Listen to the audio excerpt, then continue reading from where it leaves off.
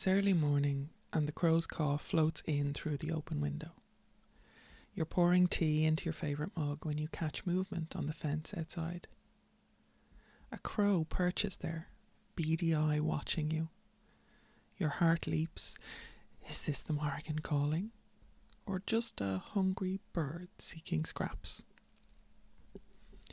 Imagine the weight of that question pressed on your chest. You want it to be her voice, your beloved raven queen, guiding you. But you fear it may be just your imagination, or simple curiosity, or just normal animal behaviour. As I begin today's episode, I think about how many of you face this exact dilemma. I get emails about this all the time. Now, I have created some resources at the Morrigan Academy, so definitely go and check those out. And I did this because I can really feel the overwhelm in my students and seekers of the Morrigan. The overwhelm of wanting to connect, but doubting your own perception. I'm Laura O'Brien, founder of the Morrigan Academy and the Irish Pagan School, and I hold a Master's in Irish History. I've spent over 20 years walking in sacred devotion to the Morrigan. In my latest book, my 8th, The Morrigan, Ireland's Goddess, I share wisdom from our native Irish sources and modern practices to help you build right relationship with this powerful goddess. Today's podcast episode will teach you how to discern genuine messages from everyday encounters, what I call the crow context check. By the end of these 20-ish minutes, you will have a clear 3-step tool to trust your own perception, grounded in authentic Irish sources. So, for beginners, every crow feels loaded with portent. You're eager for signs, but uncertain how to interpret them. You read blog posts, listen to podcasts, and your mind races with possibilities. But without discernment, you slip between hope and doubt, spending more time second guessing than actually relating to the goddess. Now, I see this constantly in our academy, through the intensive and through the everyday students at the Morrigan Academy. We have seekers who are desperately looking for validation for every bird sighting, every feather found, every odd coincidence. And the phrase, sometimes a crow is just a crow, has become essential to my teaching. Please don't mishear me now, not to dismiss genuine connection or hope, but to ground it in wisdom and experience. So for authentic messages, communication, right relationship with the Morrigan, generally we need these 3 essential elements to be in place, right? First is ritual context. True messages and communication from the goddess arises when you have set sacred time and space aside to take that in. Generally, not while you're doing chores or scrolling through social media. In the Chira, for example, the Morrigan appears at moments of profound liminality. At the ford before Samhain, for example, where boundaries between the worlds grow thin. These aren't casual encounters, and in my experience and that of the reported experience of all the students, thousands of students that I've taught over the years, she doesn't usually show up in casual encounters. Now, the second essential element would be unusual behaviour. Sometimes a crow is just a crow, right? The bird or the sign, whatever the sign is, we're kind of using crows or corvids as a stand-in here because it is probably the most common messenger that she has. The most common shape she shifts into, for sure, is the blackbird, the crow, the raven, the hooded crow, anything like that. The rook even. I've definitely met her as a rook. So the bird or whatever sign you're getting really is going to step beyond its ordinary pattern, right? So in our mythology, in manuscript accounts of the Morrigan, her appearance disrupts the normal flow. She speaks when birds should not speak, for example, in Tombo Regavna. She appears where none expect her. A lone crow at sunrise on your altar differs vastly from a flock circling farmland at dusk, or a rookery making a lot of noise as you walk by, because they've got babies in those nests, right? So it behooves us, it would be wise of us to actually understand corvid behaviour, to do a little bit of research, to do a little bit of study, so that we can identify what is unusual behaviour and what is normal behaviour. Now, corvids in particular are very, very smart, right? Very smart. So what might seem unusual bird behaviour is often even not unusual for corvids, for crows, for ravens.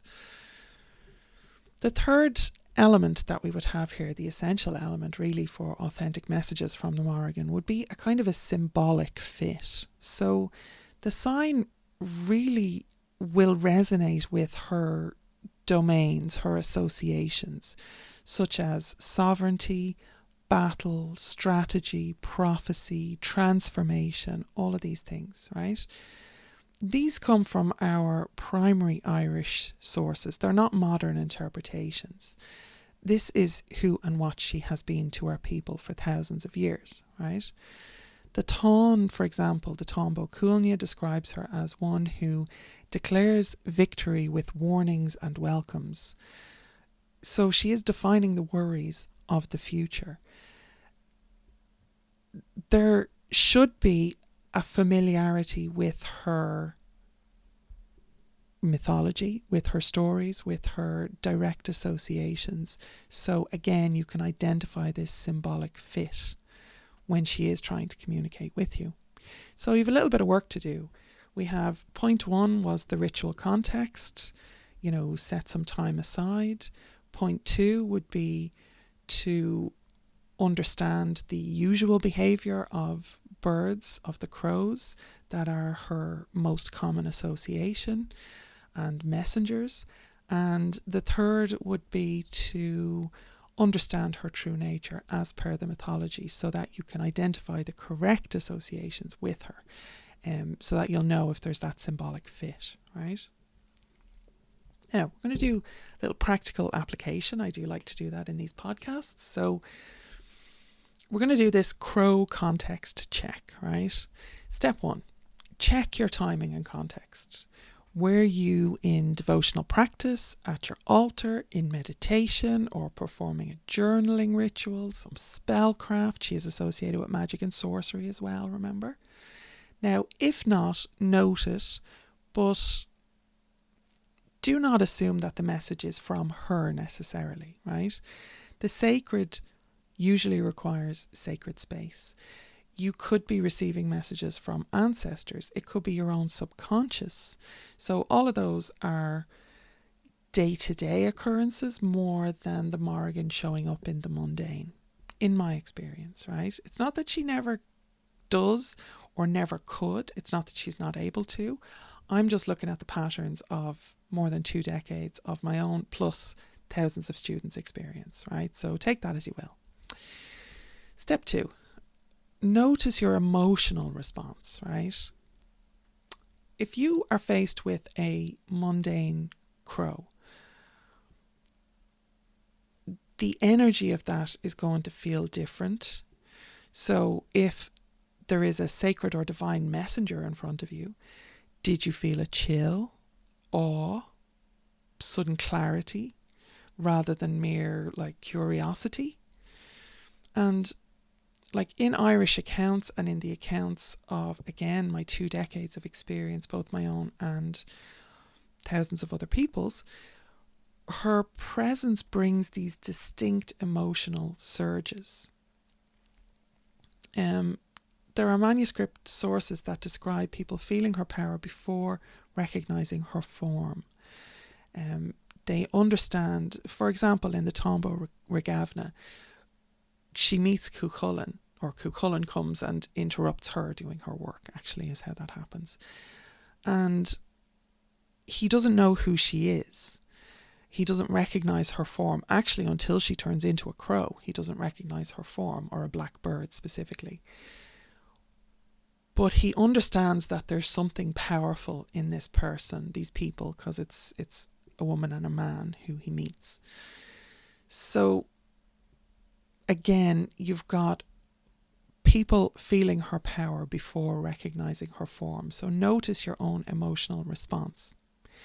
And step 3, verify the alignment. So ask yourself, does this crow moment relate to sovereignty, to prophecy, to transformation? Is any of those the message that I'm getting from this, right? And if it aligns with her authentic domains from Irish sources, yeah, absolutely, honour it with a simple offering. So you could offer water, an oat cake, a drop of wine or whiskey, or just a moment of respectful silence, depending on where you are in the world, right? Now, this is a really simple 3-step process. I will leave a link in the show notes to the free guide that you can download that will help you to record this if you would like that, right? And there's a little workshop you can do as well where I go into this in more depth if you would like to do that. So those will be linked below. But this 3-step process really keeps you grounded in primary source material while remaining open to genuine communication. So every time that you use the crow context check, what would be a good idea would be to pair it with a source before scroll practice. So after your encounter, record it as you can, and then open your copy of the Morrigan, Ireland's Goddess to read up on the lore, the primary manuscript references, and just try and compare your experience with authentic Irish sources. There's an index at the back of the book.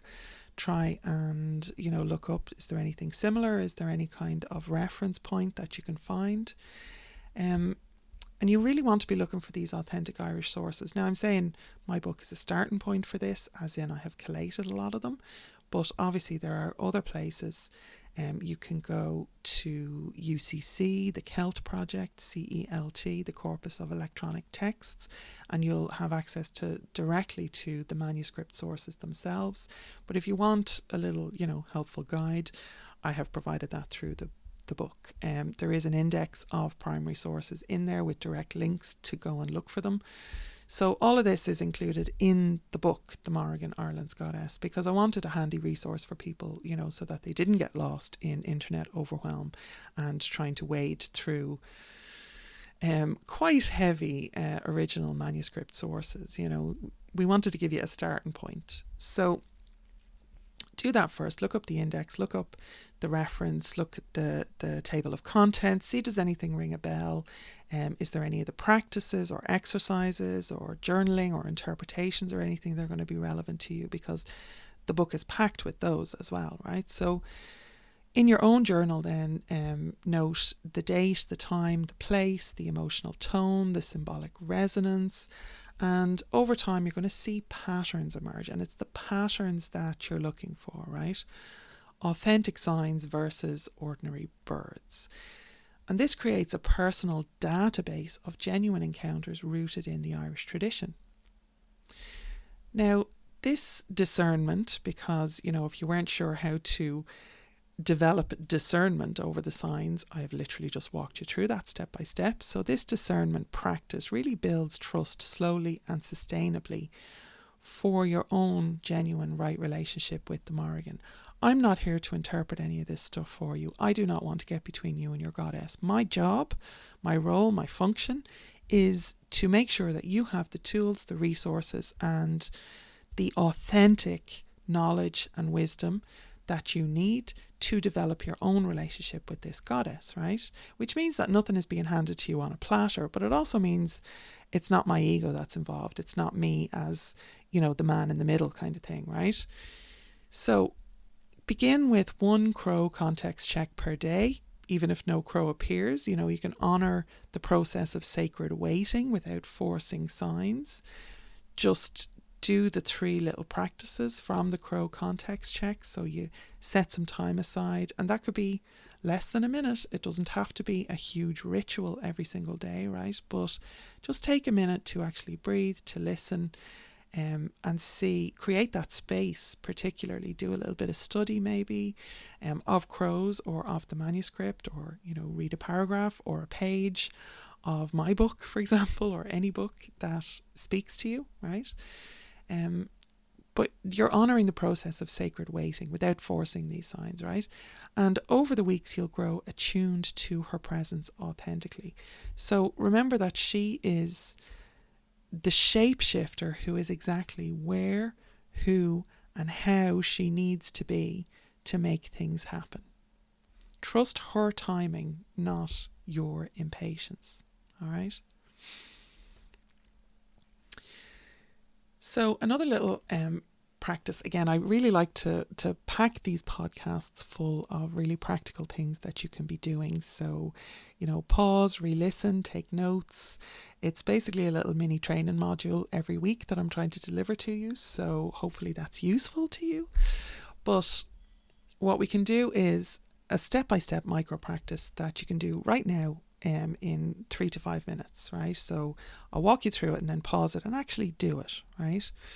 Now, you're going to take a sacred minute. So sit quietly at your altar or a peaceful window or on your bed or whatever suits you. Sometimes, honestly, the only place, as a single mother of 3 young children, the only place I was able to get peace was my first visit to the bathroom in the morning, right? So whatever suits you, whatever suits your life, you can fit in this sacred minute, honestly.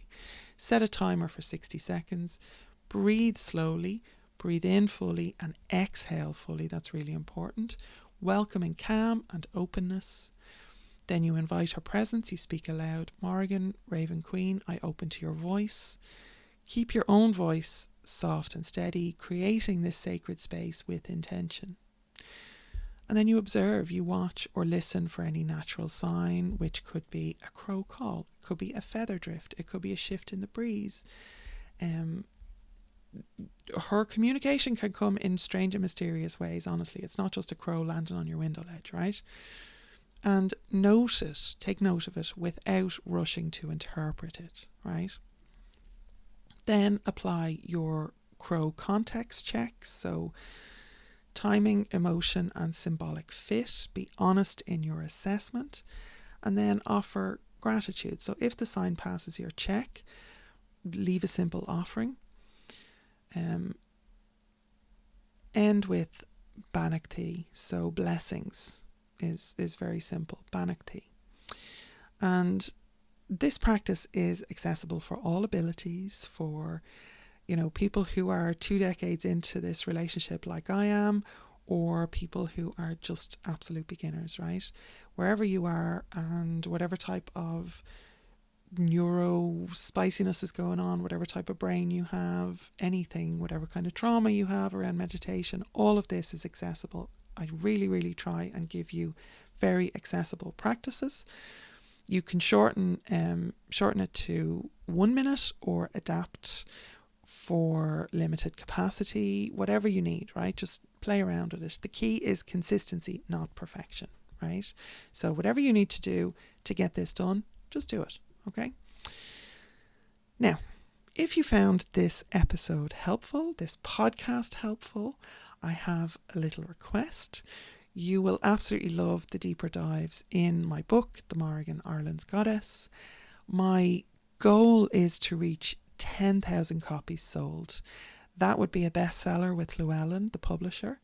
So if you want to help me secure bestseller status and bring this authentic Irish wisdom to more seekers worldwide, if you enjoyed this episode, if I have ever done you any good, please leave a 5-star review, maybe. Buy the book and leave a review. 4 if you have to, but 5-star reviews would be amazing if they're honest, of course. And this really helps others find the work and supports the Morrigan Academy's mission and, helps build a community of like-minded people for you that you can benefit from as well. So join the community at the Morrigan Academy. You can share your crow context check in there, share your successes, your questions, all of that, and deepen your path with authentic sources and guidance and peer connection, which is so important. So there's a community on the homepage at the Morrigan.academy. Just scroll down and there's a picture of some crows on snow, and you will see the link to join the community if that's what you want to do. It's a private community off Facebook, completely self-contained, and full of really amazing, interesting, sound Morrigan students just like you, right? So thank you for building right relationship with the Great Queen through discernment and wisdom. And until next time, Be Siachan agus Cuacht na Marina Lat. May the peace and the power of the Morrigans be with you. Slán.